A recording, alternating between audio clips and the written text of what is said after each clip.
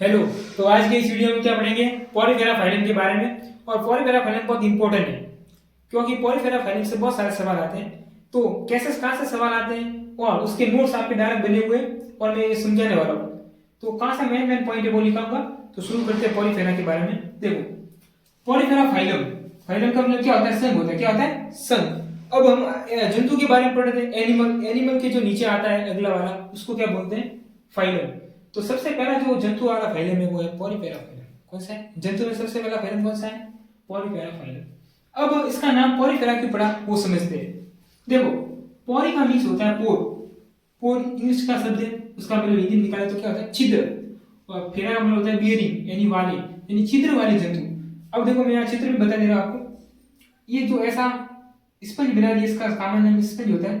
अब यहाँ पे देखो चित्र दिख रहा है आपको। तो इस छिद्र होने के कारण इसको क्या बोलते हैं?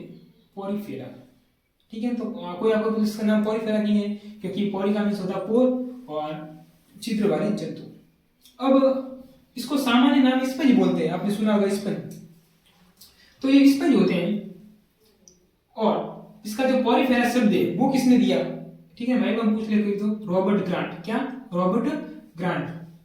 अब स्पंज शब्द किसने दिया था? अरस्तु ने। अब इसकी सामान्य लक्षण की बात कर रहे हैं कि कहाँ पाए जाते हैं और इसमें छिद्र कैसे होते हैं, समिति कैसी होती है, रिंग क्या होता है, वो गया। तो सबसे पहले हम बात करें आवास की। आवास का मतलब है कि ये जंतु रहता कहाँ है। देखो, ये एनिमल है। अब पायदल की बात तो होनी नहीं है। एनिमल यानी जंतु। अब दुनिया में जो पहली बार जंतु आए थे वो कौन से हैं? पॉलीफेरा। वो जंतु कहाँ पाए जा रहे हैं? पानी में।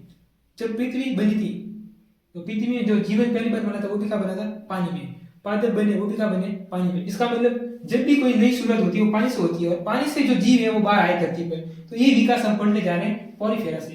अब पॉलीफेरा शुरुआती जंतु है तो ये कहाँ पाए जाएंगे? जल में। अब जल में देखो, अब जल है तो आपको पता है जल या तो समुद्र वाला होगा या फिर कैसा होगा? स्वच्छ जलीय। अब आप और हम जहाँ रहते हैं वहां क्या होता है? ज्यादातर स्वच्छ जल। जैसे हमारा तालाब है, पानी है, तो वहां आपने कभी स्पंज नहीं देखा होंगे। आपने कभी कभी डिस्कवरी चैनल पर देखा होगा कि वो समुद्र में अंदर नीचे जाते हैं तो वहां पे ऐसे ऐसे जंतु लगे तो वो आपको पेड़ जैसे दिखे देते हैं। वास्तव में वो पेड़ नहीं है, वो एनिमल है, वो पॉलीफेरा है। अब देखो, आपने ये सुना होगा कि पेड़ गति नहीं करते, एनिमल तो घूम सकते हैं, लेकिन अब आपका ये भी वहम दूर हो जाएगा। ये ऐसे जंतु है एनिमल जो स्थानबद्ध होते हैं। स्थानबद्ध का मतलब चलते नहीं, एक जगह स्थिर रहते हैं। आप समुद्र में जैसे जाओगे ना तो ऐसे उगती है ऐसे, तो आपको ऐसा लगेगा कि ये पादप है, लेकिन ये पादप नहीं होगा। यहाँ बहुत सारे छिद्र होंगे इसमें। तो ये कैसे जंतु है? स्थानबद्ध, बिना चलने वाले जंतु। तो जलीय में मुख्यतः कैसे होंगे? लवणीय, यानी कि समुद्र में पाए जाने वाले। क्योंकि आपको पता है आपके आसपास तो स्पंज होते नहीं है, तो आपके आसपास तो स्वच्छ जलीय जैसे तालाब है, नदी है, वहां आपने स्पंज नहीं देखोगे, ये समुद्र में देखोगे। ठीक है ना? आप गूगल पर सर्च करना स्पंज, आपको समुद्र के फोटो बताएंगे, उसमें नीचे उगे होंगे स्पंज। ठीक है। अब कोशिका रूप का मतलब क्या है? कोशिका, एक कोशिकीय होते हैं या बहु कोशिकीय। तो हमने बात की थी कि जो ये हमारा जंतु जो है, सभी जंतु कैसे होते हैं? बहु कोशिकीय। तो पॉलीफेरा कैसा होंगे? हमारा बहु कोशिकीय। अभी किसी को बहु कोशिकीय, एक कोशिकीय नहीं पता तो हमने पहले लेक्चर बनाया हुआ है, वहां पे आप देख सकते हैं। वहां पे मैंने एक कोशिकीय कौन से होंगे, बहु कोशिकीय कौन से होंगे, पांचों जगत कैसे होते हैं, वीटिगर क्या होता है, सब बताया हुआ है। तो बहु कोशिकीय हो गया। अब देखो, यहाँ पे मैंने एक शब्द लिखा हुआ मेटाजोआ। अब प्रोटोजोआ मेटाजोआ का मतलब मैं अगले वाले लेक्चर में समझाऊंगा। मेटाजोआ का मतलब ये होता है बहु कोशिकीय। अब एक कोशिकीय होते हैं उसको क्या बोलते हैं? प्रोटोजोआ। देखो, अब सिंपल सी भाषा में जब 12th लेवल की तब तो आप क्या पढ़ते थे? एक कोशिकीय और वो कोशिकीय। लेकिन अब जैसे आप बीएससी में आ गए तो एक कोशिकीय को तो बोलेंगे प्रोटोजोआ और वो कोशिकीय को क्या बोलेंगे? मेटाजोआ। अब इसमें छिद्र होते हैं, वो कैसे होते हैं? ये छिद्र एक जंतु है तो छिद्र कैसे होंगे? देखो, एक मैं जी बता दूं, इसमें छिद्र दो प्रकार के होते हैं। एक तो छोटे छिद्र होते हैं, जो छोटे होंगे वो संख्या में ज्यादा होंगे, ये बहुत सारे होंगे। ठीक है, यहाँ मैंने कुछ बनाए। लेकिन जो बड़ा छिद्र होगा वो एक ही होगा। बड़ा छिद्र कितना होगा? एक। और छोटे छिद्र क्या होंगे? बहुत सारे। तो छोटे छिद्र, इसका नाम है, याद रखना, इसको छोटे छिद्र को क्या बोलते हैं? ऑस्टियम। क्या बोलते हैं? ऑस्टियम। कहीं कहीं इसको ऑस्ट्रिया भी लिखा होता है। क्या? ऑस्ट्रिया। तो ऑस्ट्रियम बोलो छोटे छिद्र को, या क्या बोलो? ऑस्ट्रिया, दोनों एक ही है। और बड़ा छिद्र है उसको क्या बोलते हैं? ऑस्कुलर। क्या बोलते हैं? ऑस्कुलर। अब ये क्या काम आते हैं वो हम आगे पढ़ेंगे। अभी ये जान लो कि छोटे छिद्र और बड़े छिद्र को जो तंत्र बनता है उस तंत्र को बोलते हैं नाल तंत्र। ये इंपॉर्टेंट है। क्यों? क्योंकि सीधा सा क्वेश्चन आता है जो 2 नंबर के या 1 नंबर के क्वेश्चन में आएगी, नाल तंत्र कौन से संघ में पाया जाता है या नाल तंत्र किस में पाया जाता है, तो कौन से पाया जाता है, पॉलीफेरा। अब इसको नाल क्यों बोलते हैं, क्योंकि देखो जब ये समुद्र में होगा तो यहाँ से पानी जाएगा अंदर और पानी के साथ जो ऑक्सीजन है वो भी अंदर आएगी, खाना है वो भी अंदर आएगा, क्योंकि ये शुरुआती जंतु है, अभी तक इसमें विकास नहीं हुआ है, तो इसमें ना तो पाचन तंत्र होगा ना श्वसन तंत्र होगा, तो इनमें जो पाचन श्वसन उत्सर्जन वो सब इन छोटे छोटे छिद्र द्वारा ही होता है। तो नाल तंत्र, नाल का मतलब जैसा आप नाली बोलते हो ना, नाली का मतलब क्या होता है, कोई पानी जाने का रास्ता है, तो यहाँ भी क्या है, छोटे छिद्र द्वारा पानी अंदर आता है और बड़े छिद्र द्वारा पानी क्या होता है, बाहर निकल जाता है। देखो आपको कभी कभार भूल जाओ कि ऑस्ट्रिया छोटा छिद्र है या ऑस्कुलम छोटा, तो देखो ऑस्ट्रिया में नाम कम है, ऑस्कुलम में नाम बड़ा है, तो जिसका नाम छोटा है वो कैसा छिद्र है, छोटे छिद्र, और नाम बड़ा है वो कैसा है, बड़ा छिद्र। तो ऑस्कुलम बड़ा छिद्र। कोई आपको बोल दे वाइवा में ऑस्ट्रिया और ऑस्कुलम क्या होते हैं, तो आप क्या बोलेंगे, ऑस्कुलम क्या होते हैं, ये पॉलीफेरा में बड़े छिद्र होते हैं और ऑस्ट्रिया क्या होते हैं, छोटे छिद्र होते हैं। इसके द्वारा क्या होता है, पानी अंदर बाहर जाता है। पानी अंदर बाहर जाने से क्या होगा, क्योंकि पानी के साथ जो ऑक्सीजन होगी वो भी अंदर आएगी, पानी में जो छोटे छोटे जीव होंगे वो भी पानी के साथ इसके शरीर के अंदर आएंगे और वहां इसका पाचन हो जाएगा, इनको एनर्जी मिल जाएगी, बाकी जो अवशिष्ट होगा उस सर्जन भी क्या हो जाएगा, बड़े वाले छिद्र से बाहर निकल जाएगा। तो पाचन, श्वसन और उत्सर्जन तीनों के तीनों किसके द्वारा होता है, नाल तंत्र। नाल तंत्र क्या होता है, छोटे छिद्र और बड़े छिद्र का एक जाल। समझ में आ गई। अब हम बात करेंगे समिति। समिति की बात की थी हमने कि कैसे होती है समिति, जो एक कोशिकीय के जंतु जो प्रोटो जो हमने पढ़ा था वो कैसा होते हैं, अरीय कैसा, सॉरी असमित होते हैं। लेकिन अब हम जंतु को शुरू कर दिया तो जंतु में जो पॉलीफेरा है वो अरीय से सम्मित होते हैं। कैसे अरीय, अरीय का मतलब है कि अगर ऐसे में इसको काट दूं एक त्रिज्या के अनुरूप तो ये दो बराबर भागों में क्या हो जाएगा, बढ़ जाएगा, तो इसको क्या बोलेंगे, अरीय सम्मित। इंग्लिश में क्या बोलते हैं, रेडियल सिमेट्री। क्या बोलते हैं, रेडियल सिमेट्री। अब इसमें लिंग कैसा होता है, लिंग उभयलिंगी। उभयलिंगी का मतलब क्या होता है कि ये जैसे ये एक पॉलीफेरा है, एक जीव है, अब इसी जीव में नर जननांगी और मादा जननांगी है, इसको बोलेंगे उभयलिंगी दोनों। तो आपको कैसे याद होगा कि उभयलिंगी कैसे है, देखो जब दुनिया बनी थी ना तब इतने जंतु एडवांस नहीं है कि दो जीवों को अलग अलग कर दो, तो भगवान ने उनको ऐसे बनाया कि एक ही जीव में क्या हो जाए कि दोनों है, ज्यादा इसमें मेल है उसमें फीमेल है।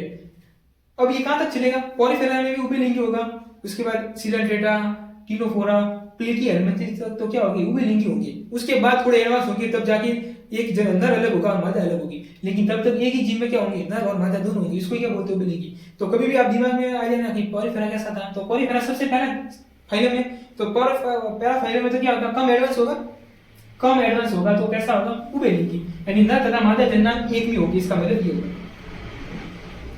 अब स्तनबद्ध क्या होता है, ठीक है, आवाज आ रही होगी आपको। स्तनबद्ध, स्तनबद्ध का मतलब क्या होते हैं, एक जगह एक होता है, जैसे कि ये जंतु गति नहीं करते, इसमें मूवमेंट नहीं होता, अगतिशील होते हैं, पानी में एक जगह स्थिर रहते हैं, यानी ऐसे जंतु हैं जो गति नहीं करते। कितना है, क्योंकि सबसे क्या है, निचले वाले जंतु यानी अविकसित जंतु है, तो इसमें अभी तक गमन भी नहीं हुआ, पाचन तंत्र के लिए कुछ नहीं है, उसके लिए नाल तंत्र है, तो इसमें स्तनबद्ध होंगे जंतु, ठीक है। तो इतना आप नोट कर लो, उसके बाद आगे बढ़ते हैं। अब सामान्य लक्षण में आगे हमको क्या पढ़ना है, देखो सातवां है निवई यानी कॉलोनियल। इसका मतलब क्या होता है कि ये जंतु है ना एक साथ रहते हैं, जब आप इसको समुद्र में देखोगे ना, ऐसा नहीं कि एक वहां एक वहां, सभी इकट्ठे होंगे। कॉलोनी, कॉलोनी जैसे बोलते हैं ना कॉलोनी है, तो कॉलोनियल का मतलब है कॉलोनी बना के रहते हैं, तो इसको हिंदी क्या बोलते हैं, निवई। अब इसमें पाचन क्या होता है, अंतःकोशिकीय पाचन। अब बहुत जानवर को इसमें नहीं आता अंतःकोशिकीय पाचन क्या होता है। देखो अगर हम बात करें मनुष्य में कैसा पाचन होता है बताओ, तो मनुष्य में कैसा होता है, बाह्य कोशिकीय पाचन। कैसा होता है, बाह्य कोशिकीय पाचन। देखो ये समझाना बहुत जरूरी है क्योंकि समझ में नहीं आता आपको ये बाह्य कोशिकीय पाचन। अब कोई इसको कैसे समझता है कि शरीर के बाहर पाचन हो रहा है, शरीर के बाहर का मतलब बाहर नहीं है, अंतःकोशिकीय।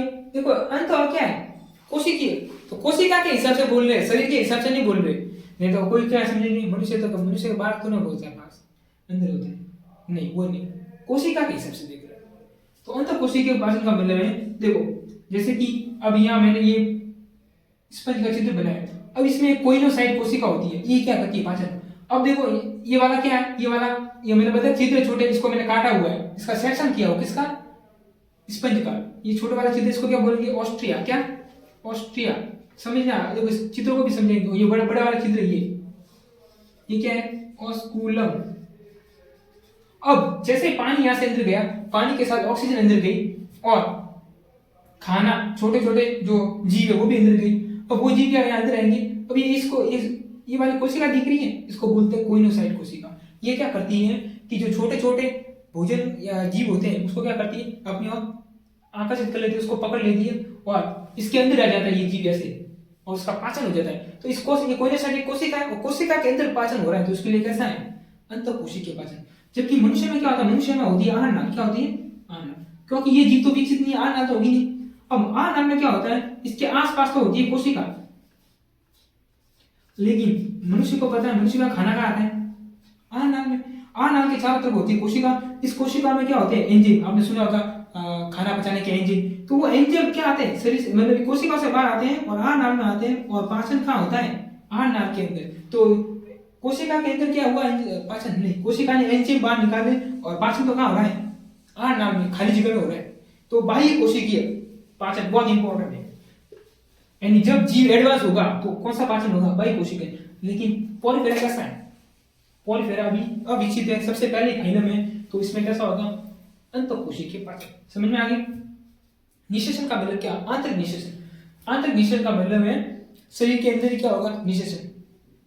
नर युग्मक तथा मादा युग्मक क्या होगी, शरीर के अंदर ही मिलेंगे।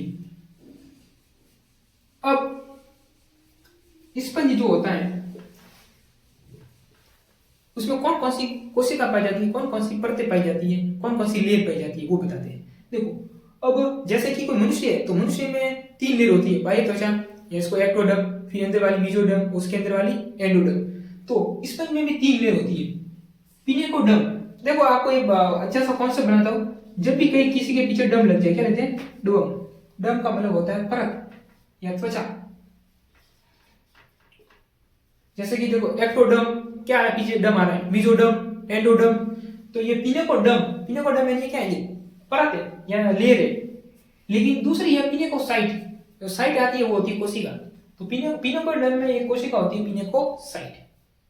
कोई आपको बोलते हैं पिनेकोसाइट क्या होती है, तो ये स्पंज में होती है क्या, कोशिका। और पिनेकोडर्म क्या होती है, परत, साइट क्या होती है, कोशिका। अब पिनेकोडर्म ये पहली लेयर होगी, उसके अंदर ये वाली जो दिख रही है ये दूसरी लेयर है, परत लिखा मैंने, इसको बोलते हैं मीजोग्लिया। जैसे वहां मीजोडर्म होती है, यहाँ मीजोग्लिया है। और तीसरे के अंदर जिसको गैस्ट्रोडर्म, गैस्ट्रो का मतलब होता है, जैसे हम बोलते हैं गैस्ट्रो यानी पेट वाला भाग, यानी यहाँ पाचन होता है, इसको क्या बोलते हैं, गैस्ट्रोडर्म यानी कि परत। तो गैस्ट्रोडर्म में कौन सी कोशिका होती है, कोइनोसाइट कोशिका। तो ये कोइनोसाइट कोशिका क्या करती है, पाचन करती है। अब सबसे इंपॉर्टेंट बात आती है कोइनोसाइट की। देखो आपके सवाल कैसा आएगा कि कोइनोसाइट कोशिका क्या होती है, तो आप क्या लिखोगे, कोइनोसाइट कोशिका पॉलीफेरा में पाई जाती है, और ये सबसे अंदर गैस्ट्रोडर्म में पाई जाती है। और कोइनोसाइट कोशिका स्पंज में पाचन करने में सहायक होती है।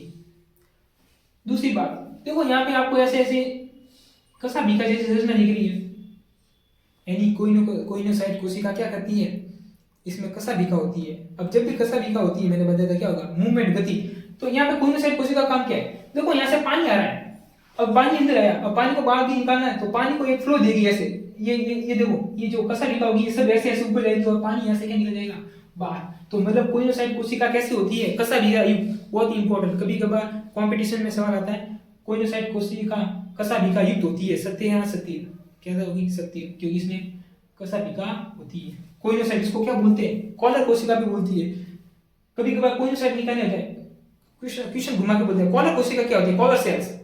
तो आप क्या लिखोगे कॉलर सेल के बारे में, ये पॉलीफेरा में होती है, और इसका काम क्या होता है, पाचन में सहायक होती है, और ये जल को भी क्या करती है, ऑस्टिया से ऑस्कुलम की ओर फेंकती है, प्रवाह बनाए रखती है। तो आज के इस पूरे लेक्चर में हमने बेसिक जाना, अगले वाले लेक्चर में इसके भी आगे बढ़ेंगे। वीडियो पसंद आए तो लाइक कीजिएगा।